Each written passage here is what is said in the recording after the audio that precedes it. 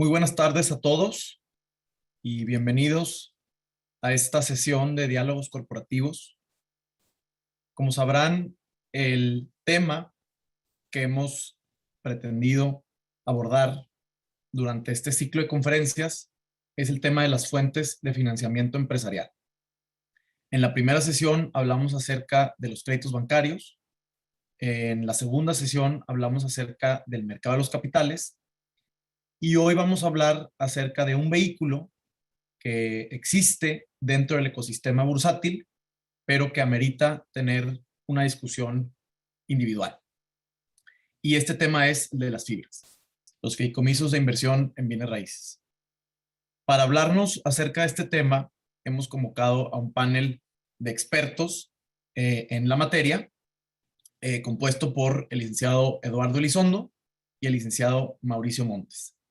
Antes de cederles la palabra a nuestros invitados, me gustaría presentarlos ante el foro.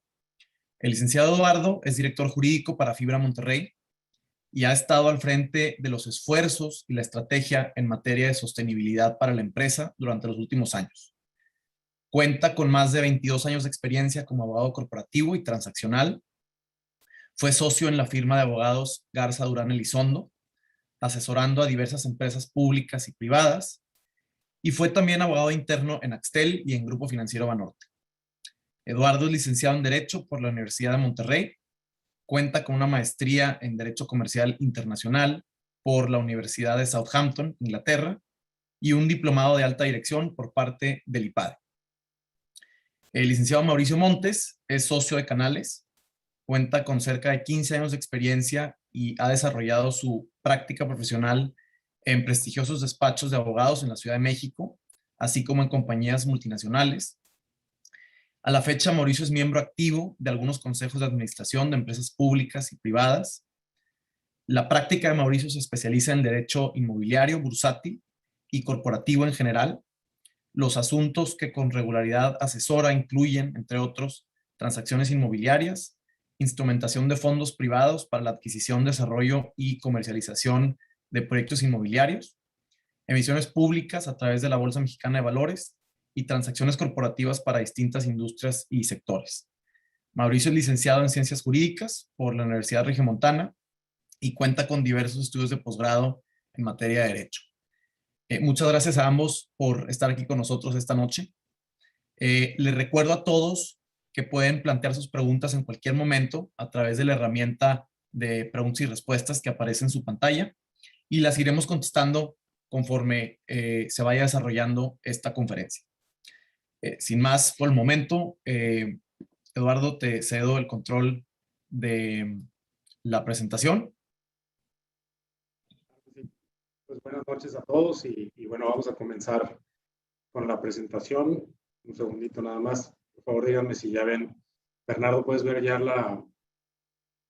la presentación? Listo, ya la vemos. Muchas gracias, Eduardo.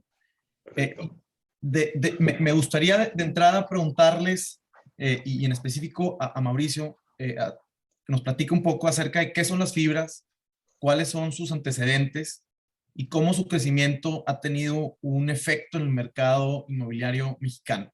Yo creo que podemos empezar por ahí. Sí, buenísimo. Gracias, Bernardo. Hola, Walo. Pues como habíamos platicado, no sé si me escuchan bien, como habíamos platicado, este es un tema súper relevante, muy completo, muy extenso y además de verlo de forma individual con otros temas, creo que incluso hasta merece amerita un seminario, un curso, junto con otros vehículos muy similares que tienen como base la misma, ¿no? De un fideicomiso, como serían los CECADES, SERPISO u otro tipo de fibras de infraestructura. Entonces, bueno, pues hoy vamos a platicar sobre que se enfoca en los inmuebles. Las fibras, de manera conceptual, y para tratar de aterrizar por el tiempo que tenemos, son fideicomisos de inversión en bienes raíces constituidos de conformidad con las leyes mexicanas, y estos fideicomisos funcionan como vehículos destinados para, entre otras, tres características principales, o que yo veo como principales. La primera, y es la más común, la adquisición de bienes inmuebles que tengan como fin o vocación el arrendamiento de manera exclusiva. La construcción de bienes inmuebles o proyectos inmobiliarios que tengan ese destino también. Otro de las características, esta primera es igual o no me dejará mentir, creo que es la más común, la que te enteras en el mercado que está sucediendo con regularidad, o compran o desarrollan para rentar. Después tenemos también la adquisición igual, interrúmpeme cuantas veces quieras, igual tú, Bernardo. La segunda característica importante de este vehículo que yo veo es la adquisición del derecho a recibir ingresos provenientes del arrendamiento. Después tenemos el otorgamiento de financiamiento para esos fines que tengan una garantía hipotecaria. Esta, pues creo que es la menos común, sin embargo existe, y sería pues, lo atractivo de esta es que la fibra pudiera financiar a terceros, otorgar un préstamo que fuera más atractivo que ir a comprar en directo el activo per se, ¿no? Pudiera darse porque financieramente es mejor negocio prestar el dinero, tener el acreditado, o el modelo de negocio es más atractivo y hacerlo de esta forma que meterte el riesgo de la adquisición o del desarrollo de un proyecto inmobiliario en renta. Entonces, correcto, ahí complementaría, Mauricio, y lo dices muy bien, justo pues son los fines principales. En ese tercer supuesto que comentas de otorgamiento de financiamiento, como bien dices, es digamos, la parte menos socorrida de estos cajones, y muchas veces me ha tocado verlo en trinchera, que en ocasiones, pues las fibras, tratando de salirse de la parte más obvia de adquirir o construir bienes inmuebles teniendo un destino de arrendamiento, pues tratan de encontrar estos otros esquemas que no son tan obvios, pero tienen que, al final de cuentas, ir a hacer el test fiscal de no salirse de ese permiso que obtuvieron o autorización inicial, claro. Y ahí es donde pudiera haber esos pequeños matices que hicieran que esta tercera posibilidad o esta tercera función pues no sea tan sencilla, porque al final del día la vocación del inmueble tiene que seguir siendo esta del arrendamiento al final del día, y bueno, no salirse de esos permisos, pero bueno, sí, exactamente. O sea, ese financiamiento tendría que estar destinado precisamente a la adquisición de un inmueble con estas características, ¿no? Para que, como bien dices, no se salga de ese cajón de las características que más adelante vamos a ver y que se encuentran en la parte fiscal, para aprovechar pues todos los atributos y beneficios fiscales, que es de donde nace esta figura al final del día.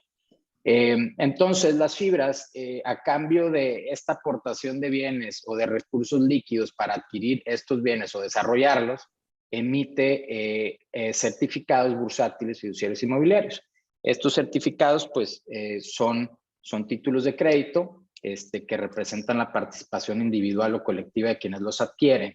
Y entre otras cosas, tiene como característica que tengas derecho a una parte de la propiedad, de la titularidad del bien que se encuentra afecto al fideicomiso, también que tengas el derecho a una parte de los frutos o rendimientos de estos bienes fideicomitidos, que es el atractivo, y por supuesto cuando llegue la tesis de inversión a su fin o suceda una liquidación o desinversión, una parte alícuota del producto de la venta de estos bienes que se encuentran en el patrimonio del fideicomiso. Y estos certificados, pues, los vas a entregar mediante una oferta pública de valores que más adelante veremos a lo largo de esta presentación, porque tiene algunas características importantes para mencionar y para no desvirtuar tanto la primera pregunta. Entonces, básicamente eso es como yo definiría las fibras en México, básicamente, ¿no? Ahora bien, estas fibras mexicanas encuentran su antecedente directamente en Estados Unidos. con los fideicomisos, los Real Estate Investment Trust o REITs, que nacen en los años 60, o sea, tienen un poco más de 60 años en el mercado. Hoy, a la fecha, en Estados Unidos existen aproximadamente 225 fideicomisos de este tipo en distintos sectores y que ya se parecen mucho a los sectores que México también está incursionando. Estos, por poner algunos ejemplos, son el sector de vivienda, departamentos, en el sector de hospitalario, en el sector hotelero, en el sector industrial, en el sector de infraestructura, oficinas, centros comerciales, almacenes de depósito, residencias para estudiantes, y creo que las fibras mexicanas hoy, después de que nace la primera, ya han ido incursionando pues, en prácticamente todos los sectores que acabo de mencionar, pero igual más adelante los vamos a desglosar un poco más. Después de 60 años en Estados Unidos, este vehículo pues resultó ser un éxito. Tiene hoy una evaluación de mercado, un market cap de $1 trillón aproximadamente o más, en el sentido americano. Y bueno, pues eso es lo que te podría decir donde yo encuentro el símil en otro país de esta figura. Ahora bien, en México esta figura nace en el año 2004 en la Ley del Impuesto sobre la Renta, básicamente en 2 artículos, en el 187 y 188, que literalmente dicen que se incluye esta figura para incentivar el mercado inmobiliario en México y promover este tipo de transacciones, ofreciendo obviamente algunos incentivos y beneficios fiscales para quien la constituye y para quien aporta los inmuebles y también para los tenedores de estos certificados que derivan de este fideicomiso. Igual más adelante veremos todos estos beneficios. Entonces, bueno, nace en esta ley en el 2004, pero no es sino hasta el 2011 que se constituye la primer fibra mexicana que le llaman Fibra 1 y su clave pizarra es FUNO. Esta fibra la constituye la familia Hellman, que es una familia de la Ciudad de México de vocación inmobiliaria de generaciones, y deciden aprovechar y explorar esta figura primero que cualquier otro. Entonces, pues igual pues, resultó ser también un éxito y hoy por hoy ese portafolio está compuesto de muchos sectores inmobiliarios. Entonces, bueno, pues a 10 años de su nacimiento, este año se cumplen los 10, hoy en México existen 16 fibras vigentes que tienen distinta vocación y concentran un market cap de aproximadamente $15,000 millones. Entonces, valdría la pena nada más complementar un poco, Mauricio, si se vale el comentario. Justo claro. Eso que señalas del antecedente y los 60 años que tienen las REITs en Estados Unidos contra aproximadamente los 10 de la primera fibra que tenemos acá, pues es un poco obvio señalar que nos llevan bastante camino recorrido en cuanto a la innovación y a cómo van participando en el mercado y abriendo brecha en los diferentes sectores que van participando. Y una de las cosas que ha sucedido también es que las REITs y las fibras mexicanas, emulando un poco algunas cuestiones de las REITs, van adoptando ciertas figuras, ciertas prácticas de estas REITs. Por ejemplo, una de las cosas que se está tratando de llegar a imitar o a tratar de elevar el nivel en México es el gobierno corporativo, que en Estados Unidos va un poquito más evolucionado. Y en México, pues ya se está levantando esa exigencia también, y al rato hablaremos de qué es lo que nos están pidiendo los inversionistas hoy en día. Por ejemplo, una diferencia muy marcada que hay entre las REITs de Estados Unidos y la fibra mexicana es que en Estados Unidos la tendencia ha sido que casi todas las REITs tengan su sistema de administración internalizado. Esto es decir, que la figura del administrador sea interna y no sea una figura externa que cobre fees adicional por cerrar deals o lo que sea, ¿no? Entonces, eso en México va hacia allá. De hecho, las fibras nacieron siendo todas administradas externamente. Algunas ya nosotros, digo, en el caso en el que me toca a mí, la fibra en la que me toca estar, fuimos la primera fibra que nace internamente administrada, y después de nosotros vienen otras que han estado haciendo este cambio, y las nuevas están haciendo con la administración interna, lo cual limpia un poquito el conflicto de interés en la toma de decisiones y reditúa o se traduce en mayor rendimiento al inversionista porque se alinean los intereses, ¿no? Entonces, únicamente acotar ese comentario ahí. Sí, correcto, completamente de acuerdo. Y creo que esta figura, igual a 10 años de su nacimiento en México, pues ha ayudado al mercado bursátil mexicano, y creo que de algunas maneras. Una de ellas, por ejemplo, ustedes saben, el mercado bursátil en México, pues no es lo más activo que existe o que quisiéramos que fuera, ¿no? Comparado con Estados Unidos, tienes alrededor de 1,000 o varios miles de empresas públicas que aprovechan pues todos los incentivos que esto significa. Y a pesar de tener también, cuando tienes pues, incentivos, pues también tienes otro tipo de obligaciones, como estar supervisado y cumplir reporteos a ciertas autoridades. En México es un poco similar. También existen incentivos para estar ahí y aprovechar las bondades que te ofrece estar en el mercado público, como financiarte de manera alterna a la tradicional, por poner un ejemplo, o aprovechar este tipo de vehículos para los sectores inmobiliarios que cuenten con portafolios importantes, empaquetarlos y que se conviertan más en un negocio financiero que inmobiliario al final del día. Pero creo que no termina de ser lo atractivo que quisiéramos el mercado bursátil, porque pues, apenas tenemos 144, 146 empresas públicas cotizando, y este tipo de vehículos pues creo que incentiva a la gente que, por ejemplo, nunca ha comprado una acción bursátil o pública, y a lo mejor sí le interesa comprar un certificado bursátil de esta naturaleza, y pues ya de alguna forma estás participando en el mercado. El propio fideicomiso, el propio vehículo está incentivando un mayor número de transacciones inmobiliarias, está brindando liquidez a quien a lo mejor estaba sentado en un tierra gigantesca y que puede hacer líquida o poner a trabajar. En fin, creo que funciona, activa más el mercado bursátil y activa el mercado inmobiliario y lo sofistica al participar con este tipo de vehículos, ¿no? Que deje de ser un poco más tradicional las transacciones inmobiliarias. Ahorita mencionaste, Eduardo, el tema de gobierno corporativo, y Mauricio, tú también hablaste acerca de las obligaciones a las que están sujetas las fibras. Entonces, Eduardo, yo creo que valdría la pena que nos hables un poco acerca del marco regulatorio en torno a las fibras, cuál es su estructura orgánica, cuáles son sus órganos de gobierno, un poco cuáles son las obligaciones a las que está sujeta desde un punto de vista fiscal, legal.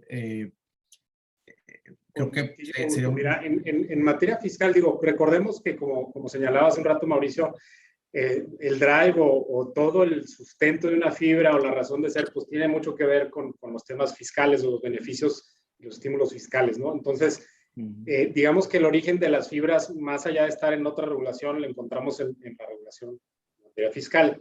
Yo no soy fiscalista, pero desde la trinchera que me toca estar, pues de alguna forma me toca estar ahí. La legislación reconoce y regula las fibras en los artículos 187 y 188 de la Ley del Impuesto sobre la Renta.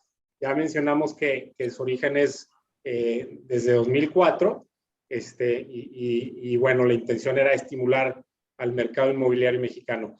Las fibras, vale la pena este comentario, nos hemos organizado, o se han organizado, y ahora existe una asociación mexicana de fibras, conformada por las 15, 16 fibras que existen el día de hoy. Se llama MEFIBRA, y este órgano pues ya tiene vida, tiene un consejo de administración, tiene asambleas periódicas, funciona.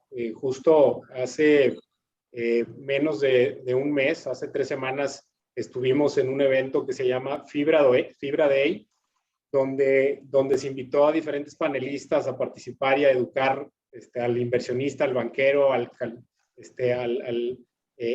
los analistas qué está pasando con las fibras en la actualidad. Y esta figura de la MEFibra, pues no solamente es para hacer esta comunicación fibra, sino también ha ayudado como un órgano impulsor de los intereses de las fibras ante las autoridades. Por ejemplo, en ciertas cuestiones de criterio de interpretación fiscal, pues va y se busca este acercamiento con las autoridades. Por ejemplo, el tratamiento de las inversiones en valores gubernamentales o en sociedades de inversión en deuda en dólares, porque está muy claro que las fibras pueden invertir el resto de lo que no está invertido en inmuebles lo pueden invertir en ciertos valores gubernamentales, pero está muy claro que es en pesos, ¿no? Entonces, va la MEFibra, impulsa este cuestionamiento y trata de aclarar que también está permitida la parte en dólares, porque pues, es muy obvia, ¿no?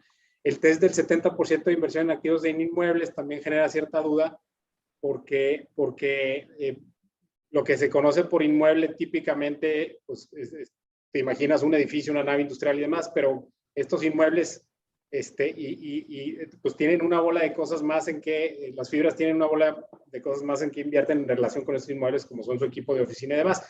Entonces hay ciertos criterios ahí que confunden un poco si se puede invertir o no en ellos. Y también otros temas como la ganancia o pérdida cambiaria por la volatilidad en el tipo de cambio, porque eso puede impactar en el resultado fiscal que al final se deriva en una distribución que se tiene que hacer a los tenedores.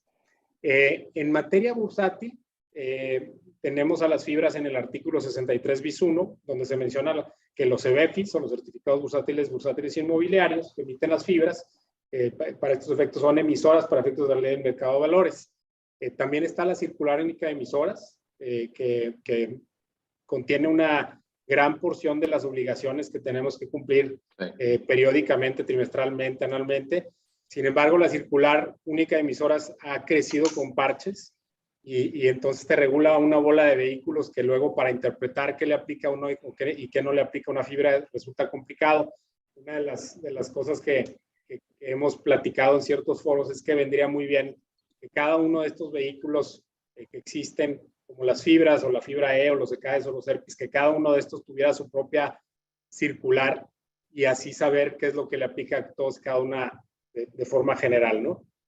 Entonces, tenemos esa regulación bursátil y esa regulación en materia fiscal. Y ahí nada más, también digo, a lo mejor vale la pena para quienes no conocen la circular, digo, es donde se encuentran todos los puntos que tendrá que cumplir las fibras de estos vehículos y es un documento amigable, tan amigable que tiene la sección de anexos en donde te va llevando de la mano para elaborar prospectos, suplementos, alcances, solicitudes y otros documentos cuando estás participando en el mercado. O sea, te invita a no llegar de cero a elaborar un escrito cuando ya vas a ir con la autoridad a llevar a X o Y trámite, y ahí se encuentra, pero como bien dijo Waldo, pues está ya llena de distintos vehículos que pareciera que necesita sacar a cada uno por su cuenta, ¿no? O al menos estos vehículos. Correcto, lo dices bien. Y recordemos que esta circular única de emisoras nace regulando a las apps y a las APIs. Y de ahí se le fueron pegando obligaciones para los diferentes vehículos.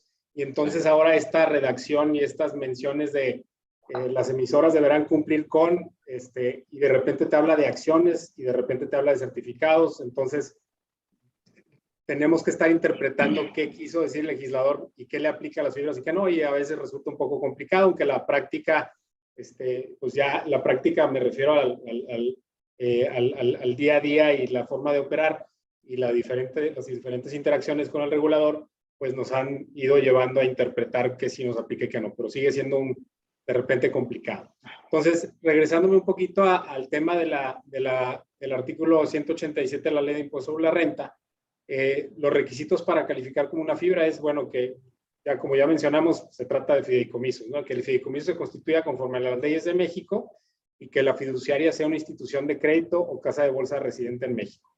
Si no se cumple ese requisito, pues bueno, ya de ahí ya no podemos seguir adelante, tiene que ser una institución de crédito, una casa de bolsa residente en México.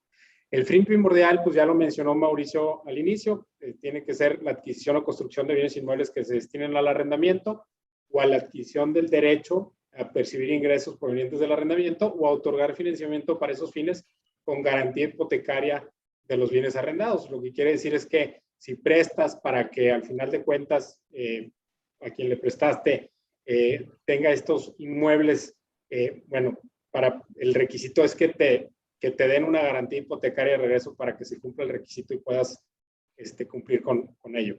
Pues de los mismos inmuebles, los objetos del crédito. Ahora, el 70% del patrimonio debe estar invertido en inmuebles y el remanente en valores gubernamentales inscritos en el Registro Nacional de Valores o en fondos de inversión e instrumentos de deuda. Como decía hace rato, ese test de inversión luego juega un poco chistoso porque hay otras cosas que pudieran estar en la raya en que si es invertido o no en el inmueble como tal, pero al final de cuentas son cosas que requieren las fibras para operar. Entonces, ahí hay un tema de oportunidad con la autoridad de interpretación. Y otra regla es que los inmuebles no se enajenen antes de 4 años porque se perdería el tratamiento fiscal preferencial de transparencia establecido en el 188, que ahorita vamos para allá. Esa regla es importante porque las fibras tienen un ciclo, bueno, al rato estaremos viendo cuál es el ciclo que cumplen, pero en la medida que van creciendo, pues los primeros 4 años solamente van adquiriendo inmuebles y después estos inmuebles se van depurando en la medida que no son eficientes o ya no son tan rentables. Pero durante los primeros 4 años la regla es que no se vendan porque se pierden los beneficios fiscales, ¿no? Siguiendo con los requisitos, la fiduciaria debe emitir CBFIs y deben colocarse entre el gran público inversionista, como ya lo mencionaba al inicio Mauricio. Este es un tema de los atributos más importantes. Una vez al año se debe distribuir a más tardar el 15 de marzo, al menos el 95% del resultado fiscal del ejercicio inmediato anterior que generen los inmuebles. ¿Cómo se compone este resultado fiscal o cómo se construye? Bueno, prácticamente partes de los ingresos por renta de los inmuebles, a eso le restas los gastos operativos, los intereses de la deuda que tengas, la pérdida o la ganancia cambiaria, y la depreciación fiscal. Y así se construye el resultado fiscal y ese resultado fiscal es sobre el cual se debe distribuir el 95% al menos. Muchas fibras, incluyendo la nuestra, nosotros repartimos no el 95%, sino el 100% del resultado fiscal e incluso más allá de eso, ¿no? Otro requisito es que los contratos de arrendamiento, cuando parte de la renta sea estipulada de forma variable, esta no debe exceder del 5% del monto total de los ingresos anuales por concepto de renta. Otro requisito es que esté inscrito el fideicomiso en el registro de fideicomisos dedicados a la adquisición o construcción de inmuebles. Eso está en ley, sin embargo, en la operativa no funciona este registro, no está activo. Este requisito se satisface mediante una confirmación de criterio ante el SAT, prácticamente al inicio de tu operación. Cuando buscas tu autorización para operar como fibra, hay una confirmación de criterio del SAT y eso es lo que se utiliza año con año como si fuera una validación para acreditar que estás cumpliendo.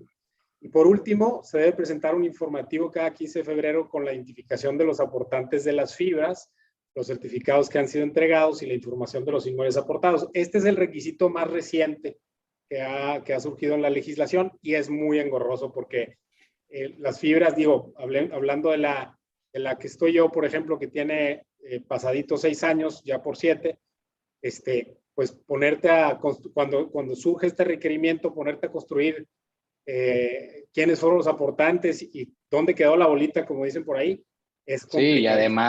Sí, y además no solo los aportantes, la fecha de aportación, el valor de la aportación de los inmuebles, los años transcurridos entre la fecha de construcción y su aportación, si fuera el caso, la ubicación o domicilio, el uso o el destino, ¿no? Que pues imagínate un portafolio inmenso operativo, la chamba administrativa que genera, pues es increíble. Correcto, totalmente de acuerdo. Y bueno, para seguir con la parte fiscal y agotarla y movernos a otro tema, valdría la pena mencionar por qué ¿por qué decimos que tiene atributos o beneficios fiscales? Bueno, el primero de ellos es que hay un diferimiento del pago del ISR por la ganancia que en su caso se genere por la aportación de los inmuebles a la fibra. En el momento en que se aportan los inmuebles a la fibra, en función de la negociación que te tenga, si el aportante tiene una ganancia, podrá diferir el ISR hasta el momento en el que se vendan los títulos de este aportante, se le dieron CBFIs a cambio de esta aportación, hasta el momento en que los venda o en caso de que la fibra enajene los inmuebles. En ese caso, ya se detona la obligación del pago del impuesto sobre la renta. Ahora, ¿qué otro atributo tiene? Bueno, se dice que es un vehículo transparente donde el ISR repercute directamente al inversionista. Muchas veces se confunde este término de transparencia y te preguntan, oye, bueno, transparente quiere decir que no paga impuestos. Bueno, al final de cuentas el impuesto siempre lo paga alguien, ¿no?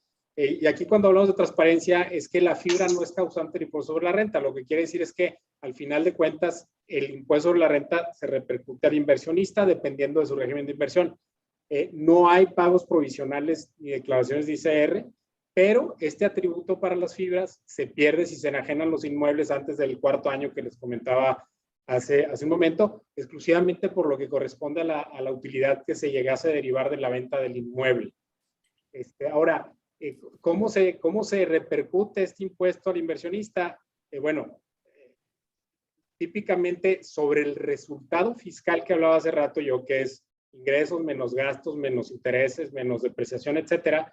Del resultado fiscal, la distribución de efectivo que recibe el inversionista, se le retiene el 30% por parte de la casa de bolsa o intermediario donde tenga su contrato de intermediación bursátil. Y al final del día, eso es acreditable dependiendo en función del régimen fiscal del inversionista. Otro atributo importante es que tiene deducciones fiscales como la depreciación fiscal, lo cual puede ocasionar que la distribución de efectivo tenga un componente de reembolso de capital. ¿Cómo funciona esta depreciación fiscal? Bueno, al final de cuentas, cuando compras el inmueble, se resetea esta depreciación y tú puedes ir depreciando el 5% de este inmueble año con año, lo cual ocasiona que de pronto puedas tener un componente de reembolso de capital sobre el cual ya no hay que pagar impuestos, ¿no? Tú como inversionista. Por último, hablar de los últimos tres atributos que vería como más importantes es que las personas físicas mexicanas y los extranjeros que no tengan establecimiento permanente en México, cuando realizan venta de sus títulos a través de la bolsa, están exentos del pago del ISR por esa ganancia. En operaciones de venta y arrendamiento simultáneo o sale and leaseback, también hay un beneficio, se puede diferir el pago del impuesto sobre la renta por la ganancia que en su caso tenga el vendedor de la venta del inmueble a la fibra, siempre y cuando el arrendamiento contractualmente no exceda de 10 años y la fibra no enajene los inmuebles. Este atributo es muy atractivo y está generando con empresas que antes tenían en su balance inmuebles que se animen a hacer a poner el dinero a trabajar de forma más eficiente, venden los activos una fibra, hacen un cash out, y bueno, pues hay un beneficio fiscal ahí.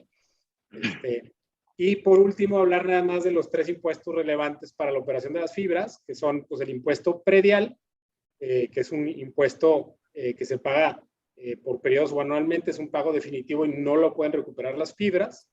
El impuesto sobre la adquisición de inmuebles, que se paga al momento de la compra del inmueble, que también es un pago definitivo y no es recuperable. Y por último, el IVA sobre las construcciones. Nosotros cuando compramos un inmueble, pues trae un componente de terreno, trae un componente de construcción. Sobre esas construcciones, la regla es que se pague un IVA, pero ese IVA, las fibras sí se pueden voltear y recuperarlo posteriormente con la autoridad. Creo que a grandes rasgos esos serían la regulación fiscal, la regulación en materia bursátil y los atributos fiscales principales. No sé si coincidas, Mauricio, si tuvieras algún... Sí, no, 100%. Creo que el siguiente punto que valdría la pena tocar, y ya lo mencionaron ambos, es el ciclo de nacimiento y desarrollo de una fibra. O sea, cómo se crea una fibra y un poco cuáles son los pasos naturales de su desarrollo. Sí.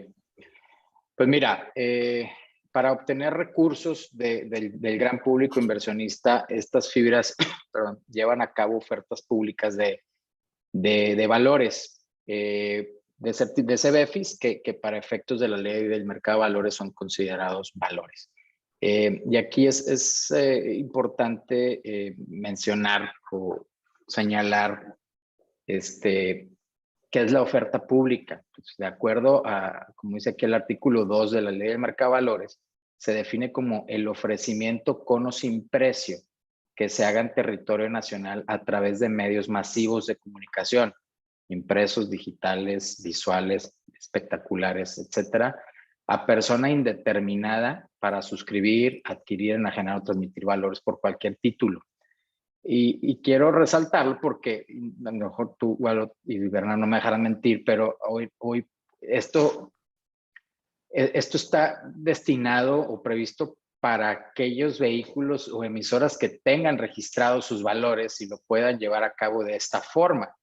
El grave problema que yo veo incluso manejando en la calle es precisamente, está plagada de ofertas públicas de valores que no están inscritos, y esto te lleva o te puede llevar a ser acreedor a sanciones administrativas que en algunos supuestos se podrán convertir en temas de carácter penal. Por ejemplo, el ofrecimiento de inversión en proyectos inmobiliarios que no están constituidos bajo y no cumplen con los requisitos de ninguno de estos vehículos, no solo de una fibra, sino tampoco de un SECADE o de un SERPI, o como levantamientos de capital que se salen de los requisitos de un levantamiento de capital a título privado. Entonces, esto creo que hoy lo encuentras por todos lados, y el mensaje allí pues es a quien participe en este tipo de proyectos o sociedades, pues cuiden mucho la forma en cómo están tratando de promover la venta o la comercialización o la inversión de terceros en sus proyectos. Saliéndote de esto, puede ser sujeto a sanción, una investigación y en su caso a una sanción. Y las dos formas es que la propia comisión te investigue por iniciativa propia, o bien mediante un buzón anónimo alertan a la comisión para que inicie investigaciones en el supuesto. Y ya hay en el mercado este tipo de investigaciones por esto que estoy diciendo. Entonces sí es muy importante que esta definición va exprofeso para los valores que se encuentren inscritos en el Registro Nacional de Valores. Que es el siguiente comentario: toda oferta pública deberá ser únicamente de valores inscritos. Entonces, este ofrecimiento de los valores es mediante los medios autorizados por la Comisión Nacional Bancaria de Valores y por la Bolsa Mexicana de Valores, que es a través de sus plataformas. Para el caso de la comisión es el STIP, y el caso de la bolsa es el MSNet. Es donde ahí tú preparas tu expediente con un prospecto de colocación que básicamente contiene la radiografía de tu negocio, la razón de por qué quieres llevar a cabo esta oferta, con una cantidad muy importante y muy extensa de información corporativa, legal, financiera, de mercado, incluso del negocio propio, tus antecedentes, y que tiene que ser revelada para no desinformar al público, que al final va a ser el que adquiera estos valores. Y bueno, aquí ya lo mencionaba hace un rato, que dentro de esta circular, pues está la guía, básicamente a través de los anexos, de cómo ir preparando todo este expediente, toda esta documentación que se requiere ser llenada conforme a estos requisitos y entregada. Ese proceso inicia literalmente en una oficialidad de partes de la Comisión Nacional, y de manera virtual, en línea, bajo estas plataformas que aquí menciono. E inicia ese proceso y tiene un periodo de duración en donde pasa por distintas áreas, distintos vicepresidencias de la comisión y de la bolsa, para que al final sea autorizado y puedas llevar a cabo esa emisión de manera pública y que se hagan los cruces y las entregas de los certificados a la gente. No sé, Wallace, ¿tú quisieras agregar algo en este sentido? Mira, prácticamente lo que nos platica Mauricio, visto en un esquemita tradicional de las fibras, en cuanto a su implementación, lo vemos aquí, ¿no? Hay un aportante que valga la redundancia, aporta inmuebles a cambio de efectivo o certificados. La fibra emite CBFIs y los coloca en la Bolsa Mexicana de Valores, como nos platicaba Mauricio. Estos inversionistas reciben los CBFIs, los recursos de la emisión se entregan al fideicomiso y este adquiere los inmuebles. El fideicomiso recibe rentas y luego distribuye efectivos sostenedores en función de este resultado, la existencia de este resultado fiscal del que platicábamos hace rato. En cuanto al esquema de operación, pues bueno, ya lo decíamos hace un momento. Primero, obtienen ingresos provenientes del arrendamiento y de ahí se parte para construir el resultado fiscal. Típicamente se buscan invertir en inmuebles estabilizados con expectativa de ingreso a largo plazo y no necesariamente de forma especulativa. Hay otros vehículos que sí tienden más a especular, como pudieran ser los ECAES y las ERPIs. Las fibras tienden a ser más conservadoras y a buscar más predictibilidad en el ingreso. Después de los ingresos, tienen el pago de gastos de operación de los propios inmuebles y los intereses por deuda. Se pagan los seguros, el impuesto predial, los gastos operativos del inmueble, y al final llegamos a esta construcción del resultado fiscal y se distribuye el rendimiento a los tenedores al menos una vez al año. En la práctica, la mayoría de las fibras distribuye de forma periódica, incluso nosotros lo hacemos de forma mensual, buscando que el inversionista pues tenga esta predictibilidad de flujos y tener un poquito más cerca los momentos de recepción de estos flujos como si fuera una renta, ¿no? A veces decimos en el argot que es un negocio de viejitas porque ahí te va dando mensualmente o trimestralmente tu rentita y vas saliendo adelante, ¿no? Claro. Típicamente, pues yo complementaría esa parte que platicó Mauricio con esta estructura, ¿no? Buenísimo. Como siguiente pregunta, les quisiera plantear cómo compararíamos a la inversión inmobiliaria a través de las fibras versus una inversión inmobiliaria, perdón, en directo. O sea, y un poco ahorita hablando, Eduardo, del tipo de inversionistas que participan, ¿qué tanto apetito existe en los mercados y por parte de los distintos tipos de inversionistas para invertir a través de este vehículo? Claro que sí. Yo creo que la fibra, a pesar de tener 10 años, todavía es un vehículo algo desconocido.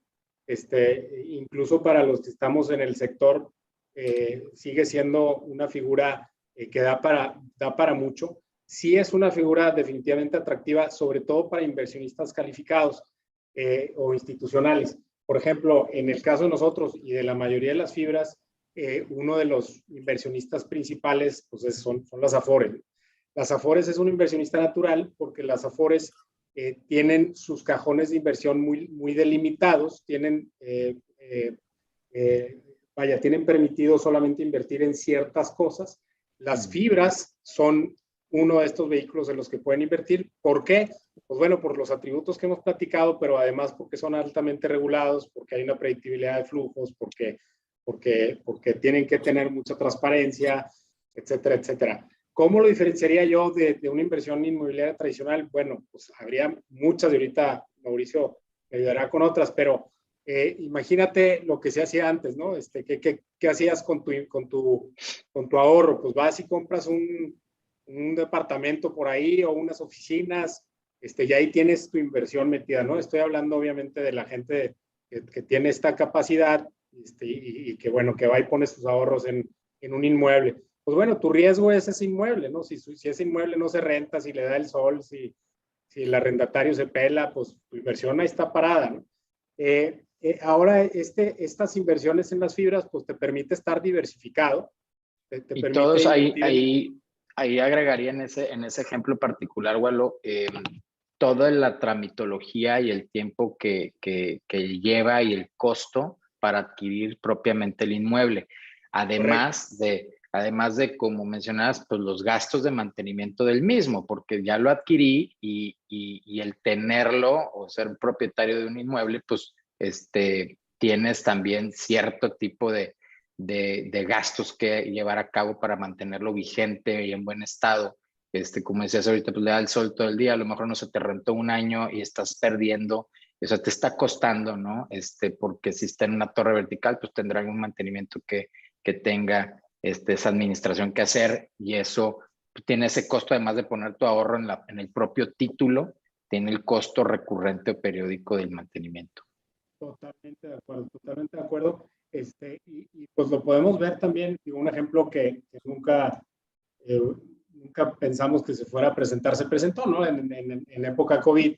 ¿Qué pasó, no? Pues mucha gente tenía, y estoy hablando de los papás de amigos, mis papás o amigos que tenían su departamentito, su rentita por ahí, una o dos o tres o las que tengan, pues se viene COVID y el arrendatario te dice, oye, pues sorry, pero pues ya me tengo que ir y no te puedo pagar y a ver cómo lo hacemos, y pues ahí está para tu inversión en lugar de estar diversificado, ¿no? Entonces, creo que son supuestos que la fibra te llega a diluir ese riesgo, y además tú como inversionista pues estás montándote en un esquema donde prácticamente te pones en automático y tú ya tienes a alguien que está administrando el inmueble, le está dando mantenimiento, son administradores profesionales, le entienden a las inversiones, son especialistas financieros.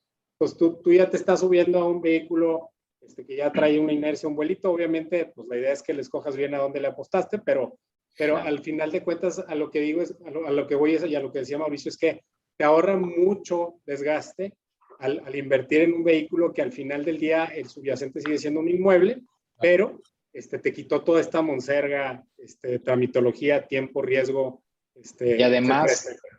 Claro, y obviamente la administración, este equipo de estructuración, con todo el expertise y el track record que tienen que tener para estar también calificados como una fibra, no puede ser alguien que no tenga experiencia en el ramo inmobiliario, es otro de los requisitos, pues va a llevar a cabo las gestiones que resulten necesarias para siempre intentar maximizar el rendimiento en favor de los tenedores de los certificados. Entonces, pues básicamente alguien va a estar chambeando para ti, para que siempre recibas una buena participación de esa inversión que hiciste en un pastel gigantesco al que jamás, muy posiblemente, no tendrías acceso de forma individual o con tus propios recursos, ir a diversificar tus inversiones. Ahora, otro interesante es que, pues, considerándose un instrumento híbrido, pues te genera por un lado esa inversión que realizaste un rendimiento, y por el otro lado el mismo certificado se va actualizando conforme su valor va obteniendo plusvalía. Entonces tienes los dos beneficios bien interesantes de tengo estos rendimientos más o menos promediados y tengo la plusvalía del certificado per se en el tiempo. Ese creo que es uno de los atractivos más interesantes para el inversionista. Sí, además de que son altamente regulados estos vehículos, entonces el inversionista tiene plena confianza de que va a haber transparencia, va a haber reporteo, va a haber gobierno corporativo, va a haber sanciones por el regulador si no cumples, a diferencia de una entidad que no sea privada, por ponerlo de alguna forma, que no sea pública, perdón, por ponerlo de alguna forma, donde las reglas del juego pueden ser un poquito más opacas, ¿no? Entonces son altamente reguladas, tienen que estar, en la parte contable, tienen que estar reguladas por las normas internacionales de reporteo, las IFRS. Y bueno, esto ya eleva mucho el estándar del tipo de cuidado y el tipo de reporte que se tiene que cuidar, ¿no? Y bueno, por seguir con algunos otros atributos, pues como decía Mauricio, y creo que es uno de los puntos más importantes, las fibras nacen también con esta idea de conformar estos grandes portafolios de inmuebles que de otra forma sería imposible, ¿no? Entonces te da acceso a grandes capitales, a inversionista institucional, lo cual de otra forma pues sería imposible. Y aquí hay otros atributos, se diversifica el riesgo, ya hablamos de la administración profesional y especializada, los rendimientos son esperados y estables, Hay economías de escala, esta es otra parte muy interesante. Por ejemplo, en nuestra fibra y en otras fibras, pues en la medida en que vas creciendo en inmuebles y en activos, no tienes que crecer de forma proporcional tu staff de administración, ¿no? Entonces tú vas administrando con este grupo de personas profesionales, si le queremos llamar así, una cantidad mayor de inmuebles y se generan estas economías de escala que al final del día se traducen en dividendo al inversionista, ¿no? Activan la economía y estimulan este cambio de manos de los inmuebles, de manos privadas a institucionales. Y bueno, creo que esas son las principales, no sé si ves otras, Mauricio. No, creo que ya habías mencionado la que en el caso que tú seas propietario de 1, 2 o 3 inmuebles y llegue alguna crisis o algún evento fortuito o ajeno a tu voluntad o de mercado, pues te quedes a lo mejor sin la periodicidad o la regularidad del ingreso al que venías estando acostumbrado. Y en el caso de estar invertido en una fibra que goce un portafolio en sectores distintos incluso, pues le puede pegar a un sector cierta crisis o cierto evento y el otro sector se puede ver enriquecido o beneficiado sustancialmente, como el caso de, por ejemplo, el sector industrial, el sector oficinas, pues fue sumamente golpeado con este lockdown que hubo recientemente, ¿no? Y tiene que ver esto.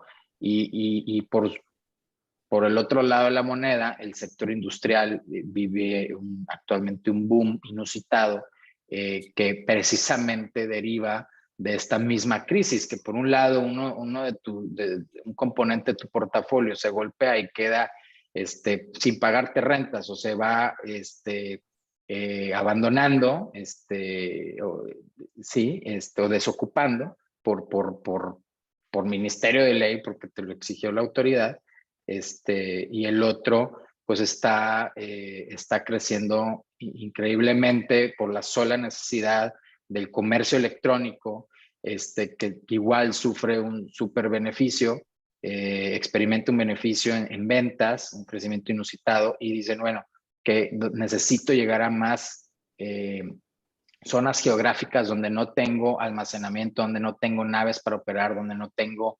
X o y empiezan a rentar estos activos industriales, empiezan a desarrollarlos y entonces le brinda ese crecimiento al sector y entonces a nivel portafolio empieza a compensar las pérdidas de uno u otro. Y bueno, pues ese creo que era otro de los puntos que habría que comentar.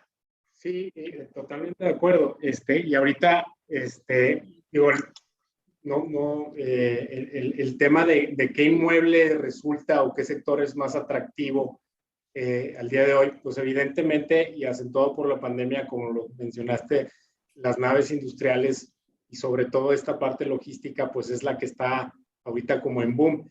Pero sí hay una tendencia de recuperación bien importante en el sector de oficinas también. La pandemia nos enseñó varias cosas, ¿no? Una de las cosas que nos enseñó es que sí se puede trabajar desde casa, sí se puede trabajar remotamente, pero también nos enseñó que existe un desgaste social o el emotional distress que se llama por ahí, de estar en casa.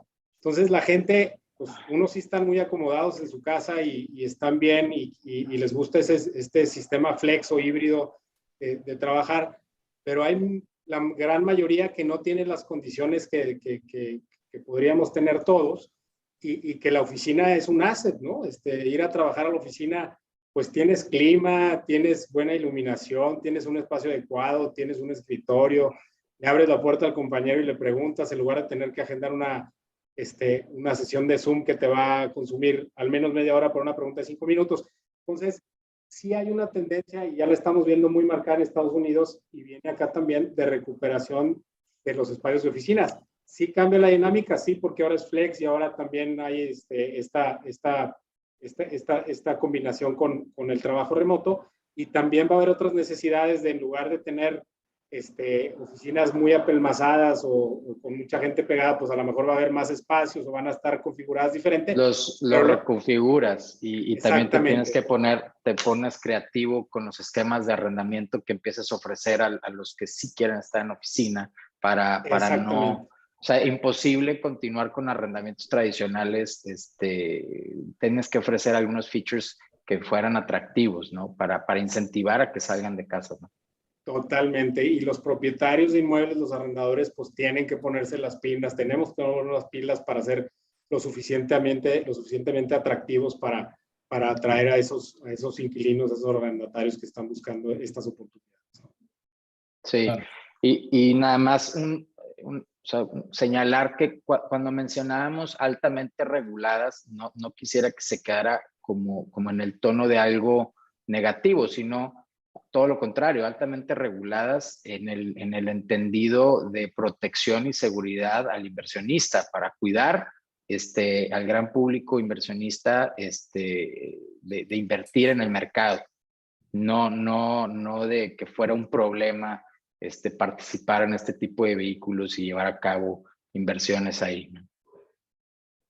Totalmente.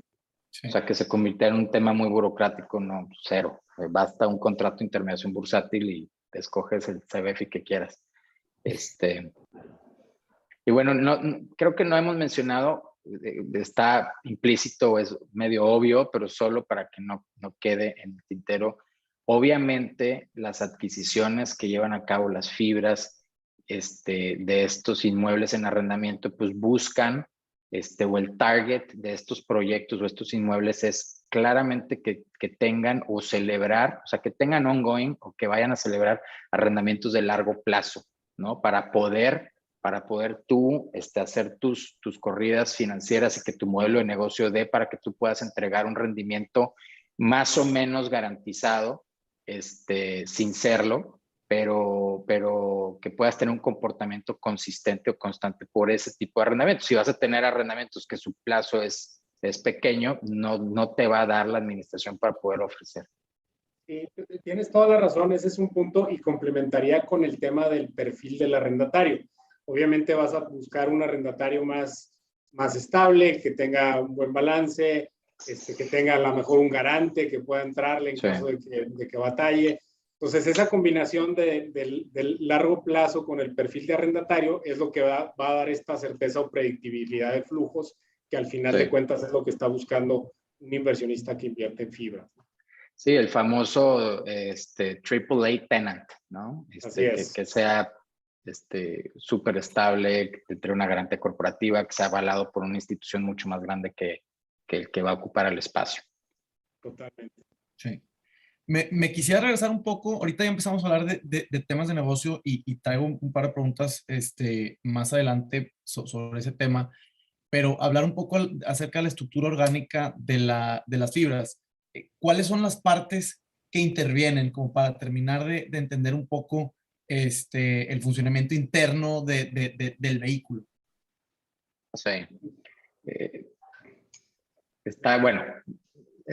Sí, creo que no lo habíamos comentado, pero bueno, parte de esta estructura y gobierno corporativo robusto que tienen estos vehículos en general, empieza, o el más importante, el órgano supremo, la Asamblea de Tenedores, que es una sociedad mercantil, sería la Asamblea de Accionistas. Está este representante común, que son los ojos de los tenedores individuales, pero dentro de este fideicomiso. Sus tareas pues son también supervisar la administración de la fibra internamente, y que cumpla con todos los temas regulatorios que tiene frente a las autoridades, y tiene las facultades que le otorga la Ley General de Títulos al representante común de los obligacionistas. Utiliza la fibra lo mismo. Está el comité técnico, que se conforma de distintas personas, incluyendo asesores independientes, consejeros independientes que tendrán que cumplir con un perfil que está establecido en el 26 de la Ley del Mercado de Valores, que no debe haber conflicto de intereses, que tiene que ser de reconocido prestigio, que tiene que conocer el sector en el que va va a estar sentado en ese comité, entre otros. El administrador, que igual ya lo comentó bastante bien, que podrá ser una entidad interna o externa y que el mercado está empujando a que continúe la tendencia a que fuera una administración interna. Está el fiduciario, que va a ser la institución, que va a ser el custodio y el que va a tener en sus manos el patrimonio del fideicomiso, que son el activo subyacente, todos los inmuebles que van a ser objeto de las adquisiciones o del desarrollo por parte de la fibra, que van a obrar en su patrimonio. Los intermediarios colocadores, lo estoy diciendo de manera muy conceptual, los intermediarios colocadores, que son los que van a funcionar para llevar a cabo la oferta pública y que le lleguen estos certificados al gran público inversionista, y estos deberán de celebrar algún contrato de intermediación bursátil con su casa de bolsa de preferencia para obtenerlos. Y bueno, pues los asesores legales y fiscales que intervienen desde el prospecto de colocación en la oferta misma y durante la vida de esta fibra, apoyando con opiniones las adquisiciones y el tema de auditorías y estrategias fiscales. Y bueno, las autoridades y reguladores que intervienen en este mundo bursátil, pues es la Comisión Nacional Bancaria de Valores, la Bolsa Mexicana de Valores, el SAT que ya mencionó Walo, y el Indeval, ¿no? Como parte de las autoridades y reguladores. Digo, por regresar un poco, creo que tampoco contestamos, esta parte ya la habló de alguna forma Mauricio, nomás recalcar, la Asamblea de Tenedores es el órgano máximo, típicamente tiene que aprobar transacciones que representen el 20% más del patrimonio del fideicomiso, o en el caso de operaciones con partes relacionadas, aquellas que superen el 10%, como en las sociedades, también se tiene que reunir al menos una vez al año para aprobar ciertas cosas. A diferencia de la Asamblea de Tenedores, el comité técnico típicamente aprueba transacciones que representen el 5% o más hasta antes del 20%. Y bueno, el administrador ya lo comentó Mauricio. En cuanto a obligaciones de las fibras, bueno, pues tienen que reportar de forma anual sus resultados financieros auditados del ejercicio, en forma trimestral, 4 veces al año, los resultados financieros intermedios no auditados, que tienen que presentar un reporte anual cada abril, que en la forma típica de un prospecto. Ya hace un momento Mauricio nos decía que la propia CUE ya nos da un índice de cómo hacer este reporte y qué tiene que contener. Tiene que publicar eventos relevantes con respecto a aquellas cuestiones que pudieran influir en el precio cotización de los valores, y bueno, la revelación de los contratos de instrumentos financieros derivados. Se fomenta mucho el disclosure. Entre más divulgues, pues estás más en el lado seguro de la operación, porque si transaccionas con información privilegiada o confidencial, pudieras caer en una infracción en materia bursátil. Entonces se fomenta mucho el estar divulgando aquellas cuestiones que pudieran ser relevantes para el inversionista. Cuando se hacen adquisiciones de inmuebles que pudieran derivar en una concentración, dependiendo del monto del inmueble que se adquiere, se debe dar parte a COFESE y buscar su visto bueno o su autorización. Y también, como decíamos hace un momento, del 20%, las transacciones que representan el 20% más del valor de los activos del patrimonio, aquellas transacciones, pues en ocasiones ameritan la presentación de un folleto informativo por reestructura societaria, con el fin de darle esta transparencia y esta información al inversionista. Creo que esas serían las obligaciones principales de las fibras en cuanto a información. Correcto. Gracias. Y atando un poco este tema de las fibras con los temas que hemos visto en sesiones anteriores, vale la pena que platiquen un poco cómo interactúan estos vehículos con otras fuentes de financiamiento, con créditos bancarios, con emisión de deuda pública, porque al final de cuentas, pues todas estas fuentes interactúan entre sí, ¿no? Entonces creo que valdría la pena conocer un poco cuál es la interacción de las fibras en particular con esas otras alternativas de financiamiento que existen en los mercados. Claro que sí, digo, yo, por ponerlo de forma muy sencilla, muy simplista, yo diría que son complementarios. O sea, al final de cuentas, la fibra es un vehículo de inversión, pero la propia fibra utiliza estos esquemas de financiamiento día con día, créditos indicados, deuda bursátil, colocaciones de capital en el mercado, créditos bilaterales. Entonces, al final del día, son complementarios de la operación de la fibra, es como lo vería yo. Coincido. Excelente. Creo que ahí estaba un ciclo en alguna de las diapositivas que incluye esta parte donde contrata la deuda para adquirir inmuebles, quizá en adición o de forma simultánea una oferta para captar recursos del mercado, ¿no, Walo?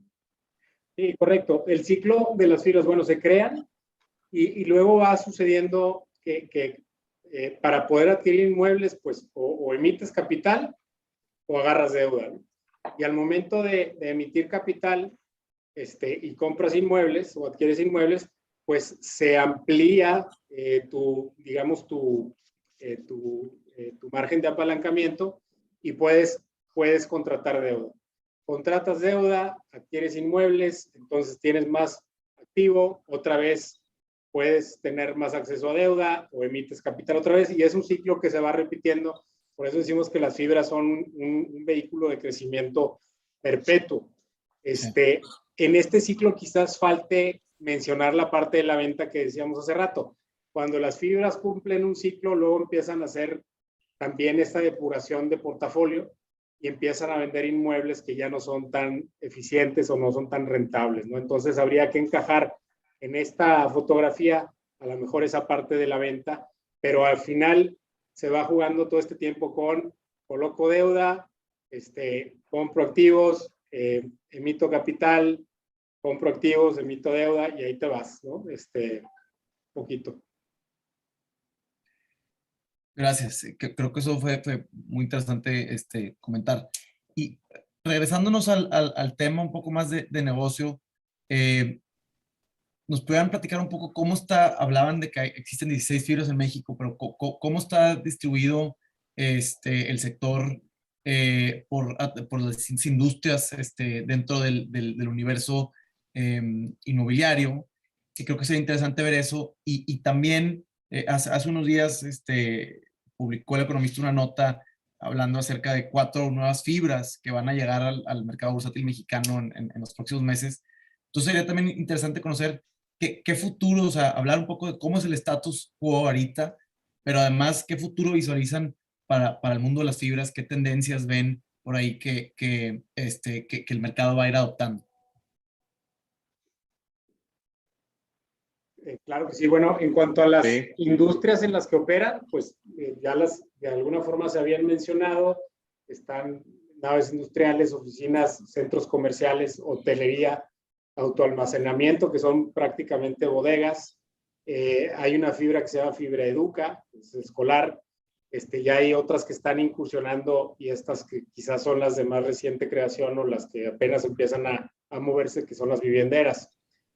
Las fibras que existen. Y también valdría ahí, no me da pena agregar, empiezan de alguna forma, o el comportamiento que inició fue que nace una fibra y tenía una vocación o una tesis de inversión muy marcada, muy específica, ¿no? Y esa tesis de inversión duraba cierto tiempo, plazo, ¿no? Que pudiera ser, pues es que esta es la vocación inmobiliaria del aportante que fue quien me constituyó, o porque conocen y dominan el negocio inmobiliario comercial o el inmobiliario hotelero. Pero hoy yo creo que más de la mitad de estas fibras empezaron a diversificar su portafolio y saliéndose de la zona de confort que dominaban de la industria, la comercial, la de vivienda o las oficinas, y empezar a mezclar, o sea, hacer un mix en su portafolio de tengo ahora industrial, no solo porque el mercado está en un boom y conviene y nos va a dar el rendimiento, sino porque vale la pena, ¿no? Y luego tengo oficinas, tengo hoteles, tengo vivienda, autoalmacenamiento, etcétera. Entonces, hoy, pues es tu caso, ¿no, Walo? O sea, ustedes tienen comercial, tienen oficinas, tienen industrial, y ese mix lo hace muy atractivo para el tenedor, ¿no? Porque de otra forma, te vas a una fibra que es de incentivo 100% hotelero, y si le va mal a la industria hotelera, pues evidentemente le va a pegar a tu certificado, porque no deja de ser un certificado bursátil que cotiza en la bolsa bajo una clave de pizarra y se va moviendo conforme el mercado lo va dictando, ¿no?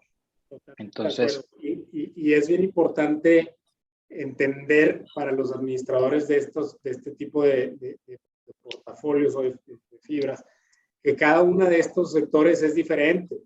La administración es totalmente distinta. Nosotros nos concentramos prácticamente 50-50 industrial oficinas. Sí tenemos un componente comercial muy pequeño que viene siendo más amenities de los portafolios industriales que tenemos, pero no la administración y la operación de una fibra de centros comerciales es totalmente diferente y el riesgo es totalmente diferente a manejar industrial y oficinas. Lo mismo, como decías ahorita, en hoteles, pues es otro animal, se come totalmente aparte. Entonces, sí, las fibras han ido, algunas empezaron con meramente industrial y han migrado a tener también oficinas y etcétera, pero ahorita no encontramos una fibra que esté diversificada en todos estos sectores porque la administración y la operación pues no lo permitiría, ¿no? Es muy difícil hacerlo. Hoy en día, digo, nada más por poner la fotografía de qué fibras existen al día de hoy, pues son las que vemos ahí. La de mero arriba es la que señalaba Mauricio al inicio de la presentación, que es fibra 1, que fue la que nació, la primera que nace y es en 2011, y de ahí vienen las demás, y ahí en cada una de estas, pues ahí podemos ver el componente de lo que se está dedicando, ¿no? Son las 16 fibras que hay el día de hoy. Por ahí creo que hay en el tintero otras que vienen. No sé, Mauricio, si tú sepas de qué son. Sí, entiendo que se están cocinando próximamente por salir o ya presentaron su solicitud para hacer su IPO en el mercado, la oferta pública inicial de estos vehículos, y una es son dos, de hecho, de housing, o que van a atacar el segmento multifamily vivienda, 100% renta, pero vivienda pequeña, que creo que no había y va a ser atractivo. Eso hay muchísimo en Estados Unidos y es muy exitoso. Otro de los sectores que entiendo que viene es el de la agroindustria, tierra para cosechar, y la fibra verde o la ecofibra o fibra eco, creo que le llaman, que va a tener un perfil muy de ESG, mantener todos estos altos estándares de eficiencias y industria limpia y energías renovables y todo lo que conseguir todo el tipo de certificaciones para darle ese perfil verde. Es lo que entiendo, y entiendo que en conjunto van a recabar más o menos entre 14 y 16 mil millones de pesos con sus salidas a bolsa. Y sobre ese punto que mencionas ahorita, Mauricio, de ESG, ¿cómo aterrizamos esa como tendencia al mundo de las fibras, ¿no? Híjole, pues mira, creo que es como lo pretende ser esta fibra eco, ¿no? El darle, el ir cambiando los activos subyacentes a este tipo de mejoras y certificaciones, porque al final del día tener esta esta certificación de ESG o ser considerado como un vehículo ESG, pues te puede incluso dar mejores posiciones o beneficios incluso para contratar deuda. Entiendo que te mejora la tasa de interés si estás considerado como un vehículo ESG, si quieres contratar deuda. Pues yo creo que es una tendencia que está siendo una realidad, y este tipo de certificación y estándares llegaron para quedarse sin duda, y en un corto plazo todos tendrán que migrar al cumplimiento de estos estándares. Sí, correcto. La sustentabilidad es algo que se les está exigiendo ahora a las empresas, no solamente a las fibras, pero ciertamente sí se lo están exigiendo a las fibras, particularmente las Afores, ya por regulación a partir de 2022, tienen que considerar aspectos ASG, que son ambiental, social y gobernanza, en las inversiones que realicen. Por regulaciones ya se les exige que donde inviertan tienen que palomear ciertos estándares que la empresa tiene que cumplir para poder recibir su inversión. Entonces, el mundo lo que está exigiendo ahora es que las empresas no solamente sean rentables, sino que sean responsables con el ambiente, responsables con el colaborador que trabaja en la empresa, responsables con la transparencia, con el inversionista. Hay un concepto que toma mucha relevancia hoy en día que se llama los grupos de interés o stockholders. Actualmente se les exige a las empresas, por todos estos estándares y frameworks, que identifiquen cuáles son estos grupos de interés más importantes a los que tienen que comunicarles. O sea, por ejemplo, para el caso de una fibra, o la fibra como la nuestra, ¿quiénes son? Pues bueno, pues obviamente están los inversionistas, están los banqueros, están los inquilinos, están los proveedores, están los empleados, está la comunidad, me refiero a la sociedad. Entonces, identificas este grupo de interés o estos grupos de interés y empiezas a hablarles, por decirlo de alguna forma, o a comunicarte con ellos para ver cuáles son sus requerimientos y necesidades. Y tú como empresa te tienes que empezar a aportar de forma responsable, de tal forma que todos vayan digamos, resolviendo estas necesidades, principalmente tendientes a esta responsabilidad social y de cambio climático y demás, ¿no? Entonces, ya el nivel de exigencia se está elevando bastante.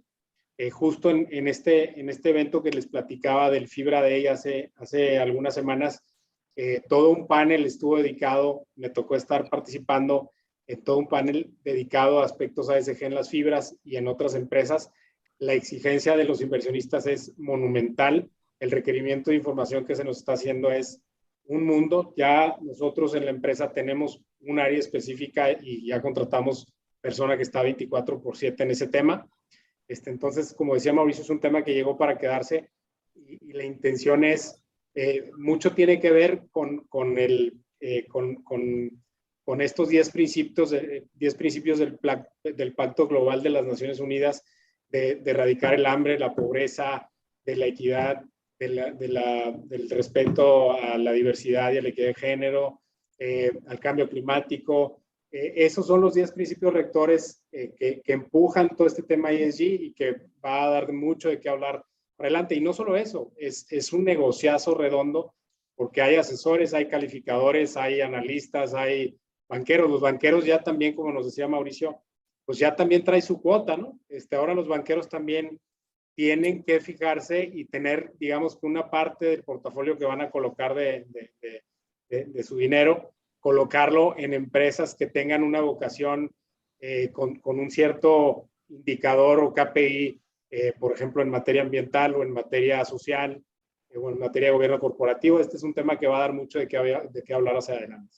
Sí, hay un menú de estándares y que, bueno, en algunos sectores será imposible cumplir, pero cuando menos algunos, y esa es la parte, digamos, que el banco para entregar deuda estará solicitando dependiendo del perfil del acreditado, que tenga este cumplimiento. Y a cambio, te decía, están incentivando a entregar este tipo de beneficio, mejorar tasas y otros temas. Pero Incluso hay otros vehículos que a su vez generan sociedades promovidas abajo para el desarrollo de otros proyectos inmobiliarios que no necesariamente van destinados al arrendamiento, sino a la venta. Y entonces empujan a sus socios en la sociedad promovida a apegarse a estos estándares al grado porque siempre que estás en una zona de confort es difícil migrar a algo a lo que no estás acostumbrado, a algo nuevo, y es cambiar todas tus formas y políticas hacia adentro, y de nuevo medio institucionalizarte, y todos esos procesos son tortuosos de alguna forma para ciertas entidades y ciertos sectores. Pero llega el incentivo a un grado económico importante que ofrecen bonos económicos para que, si quieres asociarte conmigo o que llevemos juntos a cabo X proyecto, necesito que de este menú cumplas X o Y, o tú los escojas, cuando menos 5 estándares para entonces que te ganes este bono, ¿no? Y pues bueno, qué mejor incentivo al final del día que decir, oye, aparte de que me porto bien y migro a una mejor, una mejor plataforma como entidad, y al final como parte de una comunidad en tu país y en el mundo, me van a premiar, ¿no? Hasta que esto se estandarice o sea algo completamente normal. Y por ahí están empujando estas entidades. Sí, totalmente de acuerdo. Y tiende a normalizarse, como bien lo señalas. Ahorita se escucha mucho, oye, bonos verdes o bonos sostenibles o financiamiento temático verde. Pues sí, o sea, ahorita como que pareciera que es un distintivo si lo logras tener, pero al rato no va a ser un distintivo, al rato va a ser una exigencia. O sea, los bancos no te van a prestar si no cumples con estos estándares. Ahorita lo que están haciendo típicamente es, te dicen, oye, escoge un KPI o un indicador, si lo cumples, te reduzco la tasa en 5 puntos base, y si no lo cumples, te subo la tasa a 5 puntos base. Te ponen el benchmark y de ahí subes o bajas en función de si cumples o si no cumples, pero al rato no va a ser así, al rato va a ser o lo tienes o no te presto. Porque yo no puedo identificarme con una empresa, yo banco no me puedo identificar con una empresa que no sea responsable con la comunidad, con el planeta, con el mundo, con el colaborador, con la transparencia, etcétera, etcétera. Sí, son estas que les llaman ahorita informalmente como cláusulas verdes, ¿no? Que están incluyendo como novedad, pero pues no van a, o sea, esa novedad va a terminar y va a terminar siendo una obligación, que cualquiera debiera de ver como algo, un cumplimiento absolutamente normal y dentro del mercado. En fin, creo que eso es lo que yo podría abonar sobre este tema. Muy bien, pues desafortunadamente llegamos a la conclusión de esta hora y media en la que amablemente nos acompañaron. En nombre mío y de la facultad quisiera agradecerles, Eduardo, Mauricio, por estar aquí con nosotros.